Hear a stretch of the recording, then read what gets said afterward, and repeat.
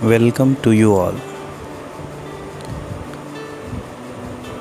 In this module, we will cover basic concept of macroeconomics. There are basic concepts like domestic territory, normal residence of the country, and factor income, transfer income. We will cover these things in this module.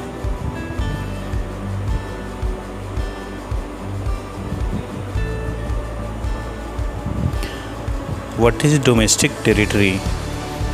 Economics में ज़्यादातर हम लोगों को बहुत सारे aggregates हैं national income के, जैसे जीडीपी, तो gross domestic product, GNP, gross national product. तो डोमेस्टिक का कॉन्सेप्ट क्या होता है? जो जीडीपी ली जाती है उसमें डोमेस्टिक टेरिटरी किन चीज़ों को इंक्लूड किया जाता है?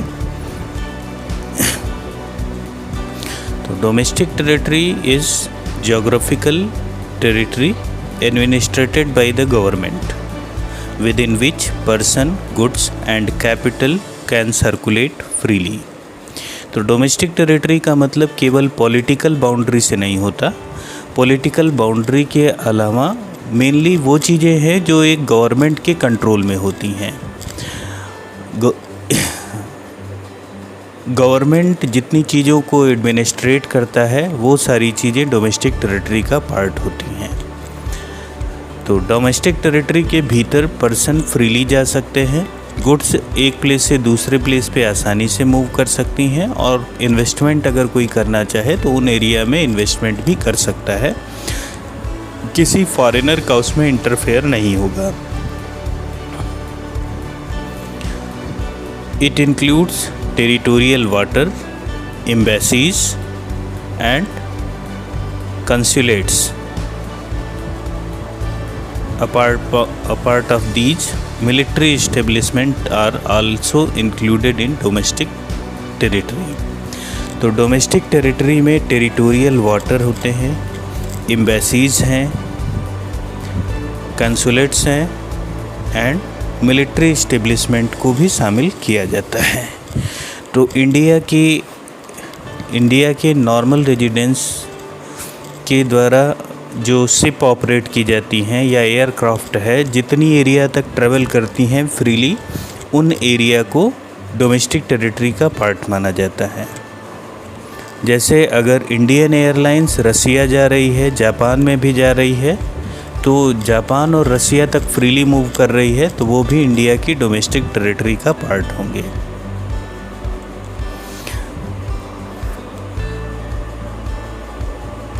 जैसे अगर सिंगापुर की एयरलाइंस इंडिया में आ रही है तो फ्रीली इंडिया से आ रही है और जा रही है, तो ये सिंगापुर की डोमेस्टिक टेरिटरी का पार्ट होगा, इंडिया की डोमेस्टिक टेरिटरी का पार्ट नहीं होगा। दूसरा ये है कि एम्बेसी अगर किसी भी कंट्री की है, जैसे इंडिया में एम्बेसी सिचुएटेड है जापान की, तो वो जापान की डोमेस्टिक टेरिटरी है, इंडिया की डोमेस्टिक टेरिटरी नहीं है। इंडियन एम्बेसी रसिया में है, इंडियन एम्बेसी अमेरिका में है, इंडियन एम्बेसी चाइना में है, तो these are the domestic territory of India, not the domestic territory of that country where it is situated. तो एम्बेसी जहाँ पे भी सिचुएटेड होती हैं, जिस कंट्री की होती हैं, वो उसकी डोमेस्टिक टेरिटरी होती है, न कि जिस कंट्री में वो सिचुएटेड हैं उस कंट्री की। Fishing vessels, oil, natural gas rich, floating platforms, अगर residence of the country operate कर रहा है इंटरनेशनल वाटर पे, तो भी वो डोमेस्टिक टेरिटरी का पार्ट कंसीडर किया जाता है। तो डोमेस्टिक टेरिटरी में हम इन चीज़ों को इंक्लूड करते हैं। डोमेस्टिक टेरिटरी में क्या क्या चीज़ें इंक्लूड नहीं होती? तो पहला होता है कि दूसरे देशों की एम्बेसी अगर अपने देश में है तो वो इंडिया की डोमेस्टिक टेरिटरी का पार्ट नहीं होगी। दूसरे देश का कंसुलेट्स है, दूसरे देश की मिलिट्री इस्टेब्लिशमेंट हैं, इंडिया में सिचुएटेड हैं, तो वो भी इंडिया की डोमेस्टिक टेरिटरी का पार्ट नहीं होगी। ये सारी चीज़ें उस कंट्री का पार्ट होती हैं जिस कंट्री की ऑनरशिप होती है उस पर। जैसे Japanese embassy situated in India, it is the part of domestic territory of Japan, not the domestic territory of India. Military establishment, consulates situated in India but established by the US or America, then it will be the domestic territory of America, not the domestic territory of India. International organisation है जैसे UNO है, WHO है, IMF है, या और भी कोई office है किसी भी ज्योग्राफिकल बाउंड्री में लोकेटेड हो, ये सब उस डोमेस्टिक टेरिटरी का पार्ट नहीं होती। Now normal residence of the country. Normal residence of the country होते क्या हैं? Normal residence of the country refers to individual or institutions who ordinarily resides in the country for more than 1 year and whose center of economic interest also lies in that particular country. तो normal residence citizen से different होते हैं। Normal residence उन लोगों को माना जाता है जो किसी भी एक कंट्री में 1 साल से ज़्यादा रिसाइड कर रहे हों, 1 साल से ज़्यादा पीरियड से वो रिसाइड कर रहे हैं, तो वो उसको नॉर्मल रेजिडेंस की तरह ट्रीट किया जाता है।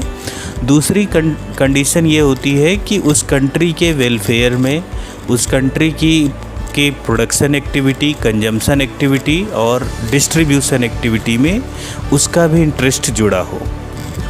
तो कोई भी पर्सन किसी भी कंट्री के नॉर्मल रेजिडेंस बनने के लिए 2 शर्तों को पूरा करना चाहिए। एक तो वो साल भर से ज़्यादा रिसाइड कर रहा हो, और दूसरा कि उसका इकोनॉमिक इंटरेस्ट उस कंट्री में लाई करता हो। नॉर्मल रेजिडेंस में किन किन लोगों को इंक्लूड नहीं किया जाता? नॉर्मल रेजिडेंस में उन लोगों को इंक्लूड नहीं किया जाता जो बॉर्डर वर्कर्स होते हैं, डेली बॉर्डर क्रॉस करते हैं। इंटरनेशनल ऑर्गेनाइजेशन को, फॉरेन विजिटर्स को, crew members of foreign vessels and commercial travellers, इन लोगों को नॉर्मल रेजिडेंस में ट्रीट नहीं किया जाता। तो जो बॉर्डर वर्कर्स हैं, जो डेली बॉर्डर को क्रॉस कर रहे हैं, बॉर्डर के पास रहते हैं और काम करने के लिए इस कंट्री में आ गए और काम समाप्त होने के बाद अपनी कंट्री में वापस लौट जाते हैं। तो जैसे एग्ज़ाम्पल ले लें कि नेपाल और इंडिया का बॉर्डर है। नेपालीज़ वर्कर जो हैं वो इंडिया में काम करने आते हैं और शाम तक वो वापस अपनी टेरिटरी में चले जाते हैं। तो ऐसे लोगों को नॉर्मल रेजिडेंस में ट्रीट नहीं किया जाता। दूसरा है इंटरनेशनल ऑर्गेनाइजेशन जैसे WHO, UNO, international labour organisation है, IMF है। इन सब ऑर्गेनाइजेशंस को भी किसी भी कंट्री का नॉर्मल रेजिडेंस ट्रीट नहीं किया जाता। इनके एम्प्लॉयज़ जो होते हैं उन लोगों को भी, इंटरनेशनल ऑर्गेनाइजेशन के जो भी एम्प्लॉयज़ हैं वो भी नॉर्मल रेजिडेंस ट्रीट नहीं होते। उस कंट्री के वो नॉर्मल रेजिडेंस होते हैं जिस कंट्री से वो बिलोंग करते हैं। जैसे इंडियन है, UN ऑफिस में वर्क कर रहा है और ये अमेरिका में सिचुएटेड है, तो इंडियन वर्कर है तो वो इंडिया का नॉर्मल रेजिडेंस है, न कि अमेरिका का।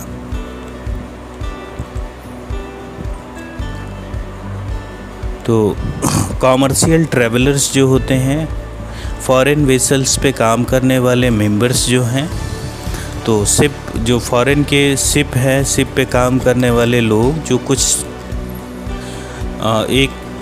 10 दिन, 15 दिन, 1 महीने के लिए आते हैं, फिर वेसल के साथ वो वापस लौट जाते हैं। या व्यापार करने के लिए जो कमर्शियल ट्रैवलर्स आते हैं कि वो अपने सामान को लेकर के आए, इंडिया में बेचे और फिर वापस चले गए, ऐसे लोगों को भी नॉर्मल रेजिडेंस ऑफ कंट्री में ट्रीट नहीं किया जाता।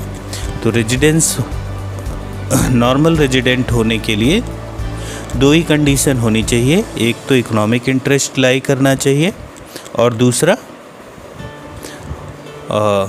वो 1 ईयर से ज़्यादा रिसाइड कर रहा हो।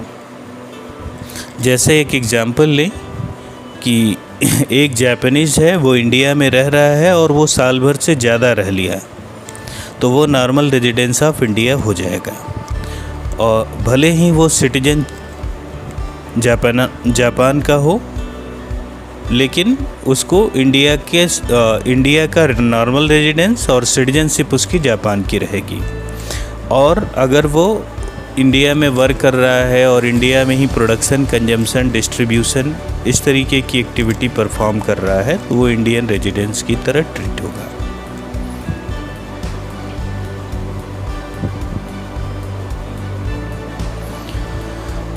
Next concept is factor income and transfer income.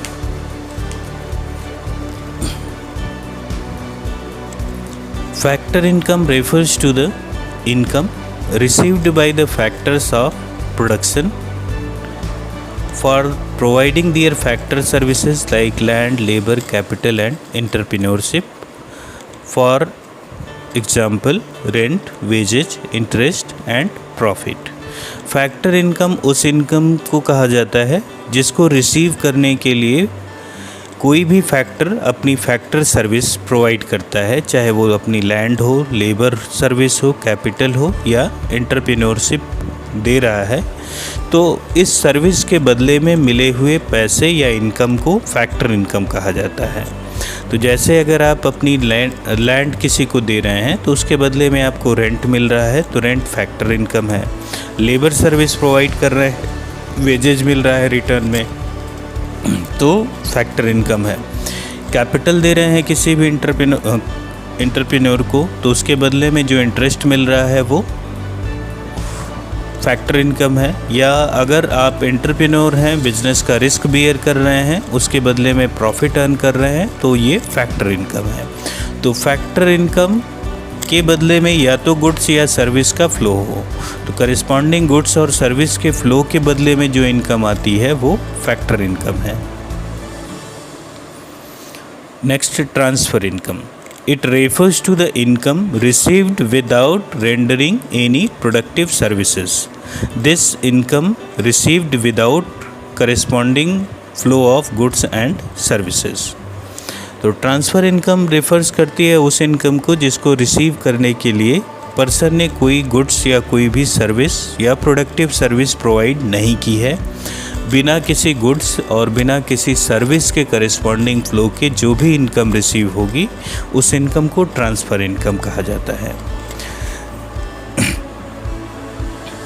तो जैसे ओल्ड एज पेंशन है, स्कॉलरशिप है, सब्सिडी है, टैक्स है, पॉकेट मनी है, अनएम्प्लॉयमेंट अलाउंसेस है, गिफ्ट है, ग्रांट है, चैरिटी है, डोनेशन है, इन चीज़ों को ट्रांसफ़र इनकम कहा जाता है।